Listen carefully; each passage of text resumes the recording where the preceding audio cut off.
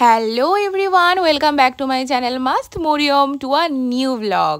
তো জানি আমি অনেক দিন পর ডেলি ব্লগ শেয়ার করছি। আসলে এতদিনের গ্যাপটার কারণ হলো সামনে আমার এক্সাম, তো তার জন্য মেয়েকে সামলাতে হচ্ছে, সংসার সামলানো, তারই মাঝখানে আবার টিউশনও রয়েছে, তার সাথে সাথে আবার নিজের পড়াশোনা, মানে এই করে করে না সত্যি কথা বলতে একদম পেরে উঠছি না। তাও ভাবলাম যে না দিলেও তো নয়, কারণ আমি দেখেছি অনেকেই আমাকে কমেন্ট করে যে কেন ভিডিও দিলে না এখনও। তো সেই জন্যেই আমি ভাবলাম যে না, একটু একটু করে ভিডিওগুলো ছাড়ি বা একটু একটু করে ডেলি ব্লগ তোমাদের সঙ্গে শেয়ার করি।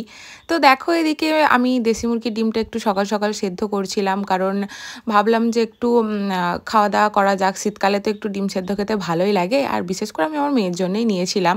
ডিম সেদ্ধ হয়ে যাওয়ার পর বাপ বেটিকে দিয়ে দিলাম খেতে। আর এইদিকে দেখো, আজকে আমি রান্না করব ডিম আলুর ঝোল।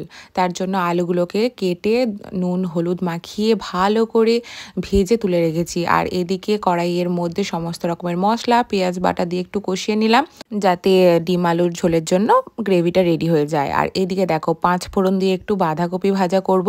তার জন্য কড়াইয়ের মধ্যে 5 ফোড়ন দিয়ে একটু ভাজা ভাজা করে বাঁধাকপি আর চিরি চিরি করে আলু পিস করেছিলাম, তো সেইগুলোই দিয়ে দিয়েছিলাম। আস্তে আস্তে রান্নাবান্নাও প্রায় কমপ্লিট হয়ে গেল। তো আজকে মেয়ের কাণ্ড দেখো, ওকে আমি একটু রোদ করে গিয়েছিল বলে একটু তেল মাখিয়ে উঠানে কি ছেড়েছি, ও এদিকে সেই সজলধারার কলে আমাদের এদিকটাতেই জল ধরে রেখেছিলাম।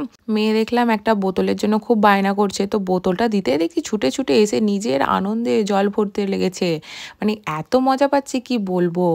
আবার এরপর পুতুলটাকে নিয়ে চললো চান করাতে, সঙ্গে সঙ্গে গিয়ে পুতুলটাকে কেড়ে নিয়ে এলাম, নাহলে পুতুলটাকে একদম ডুবিয়ে দিত জলেতে। তারপরে এদিকে দেখো, আমার মেয়ের জন্য আমার মা একটা মশারি অর্ডার করেছে। তো এই মশারিটা অনেকই ট্রেন্ডিং, আমি দেখেছি অনেক ভিডিওতে অনেকেই এটা ইউজ করে। এটা একদম রেডিমেড মশারি। তো জিনিসটা দেখতেও খুব সুন্দর ছিল এবং ভীষণ মানে আকারেও বড় ছিল। আমি তো মানে দেখে পুরো অবাক, মানে এতটা বড়। বাট সত্যি কথা বলতে জিনিসটা খুলতে যতটাই ভালো লেগেছিল, গোছাতে আমার প্রায় ততটাই কষ্ট হয়েছিল। আর আমার মেয়ে সেটা দেখে ভীষণ মজা পাচ্ছিল। বিকেলে গিয়েছিলাম একটু মাঠে। এই মাঠেতেই আমরা একটু সবাই ছেলে মেয়েদেরকে নিয়ে বসি, কারণ রাস্তার ধারে বাড়ি হওয়ার কারণে যখনই বাইরে বেরোয় না কেন রাস্তাঘাটে গাড়ি ঘোড়ার একটু ভয় থেকেই থাকে। সেই জন্য এই মাঠটা দিয়ে এসে বসলে, মানে যেইখানে আমাদের মেলা হয় আর কি, সেখানটায় এসে বসলে ভীষণ রিল্যাক্স হয়ে বসা যায়, কারণ ওরা অনেকটা স্পেস পায়, অনেকটা স্পেস জুড়ে ওরা খেলা করতে পারে। তো এখানে দেখো বাচ্চারা খেলা করছে, আমার মেয়েও ওদের সঙ্গে ওইভাবে হাল চালাচ্ছিল।